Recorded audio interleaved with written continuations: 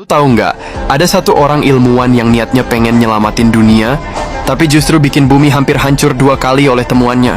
Namanya Thomas Migley Jr., orang yang terlalu jenius untuk kebaikan umat manusia.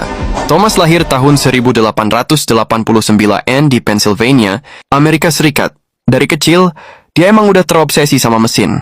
Lulusan teknik mesin, kerja di perusahaan General Motors, dan di awal karirnya, dia dianggap salah satu otak paling cemerlang di zamannya.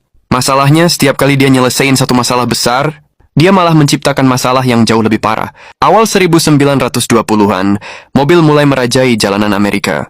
Tapi ada satu masalah besar, mesin gampang knocking, atau ledakan kecil di silinder mesin yang bikin mobil cepat rusak. Thomas dikasih tugas nyelesain itu. Dan setelah eksperimen bertahun-tahun dan akhirnya dia nemuin zat bernama tetraethyl lead atau singkatnya timah dalam bensin. Bensin bertimbal bikin mesin jalan halus, lebih efisien, dan industri mobil langsung meledak. General Motors dan Standard Oil dapat untung gila-gilaan. Masalahnya timbal itu racun. Racun yang nggak bisa keluar dari tubuh manusia. Para pekerja pabrik yang bikin bensin bertimbal mulai sakit, halu, bahkan mati. Tapi Migley tetap yakin penemuannya aman. Dia bahkan pernah didemo di depan wartawan, nyiram tangannya pakai bensin bertimbal dan ngirup gasnya sambil bilang, "Lihat aman kok." Padahal setelah itu, dia diam-diam sakit parah dan harus cuti berbulan-bulan. Ironi yang kejam, belum cukup sampai situ. Beberapa tahun kemudian dia nemuin masalah baru, lemari es. Zaman dulu, kulkas pakai zat pendingin beracun kayak amonia dan metanol. Banyak orang mati gara-gara kebocoran gas.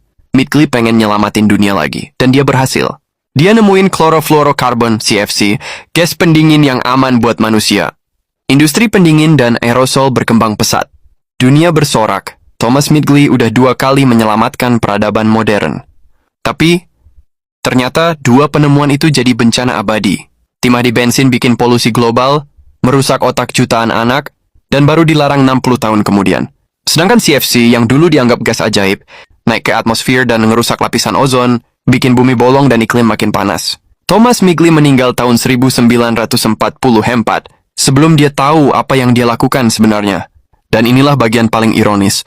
Di masa tua, dia lumpuh karena polio, jadi dia bikin sistem tali dan katrol, rumit supaya bisa ngangkat dirinya dari tempat tidur. Suatu hari, alat ciptaannya sendiri malah nyekek dia sendiri. Ilmuwan jenius itu mati karena temuannya sendiri. Akhir yang tragis dan simbolis. Manusia yang sepanjang hidupnya nyiptain solusi, tapi semuanya berujung jadi bencana.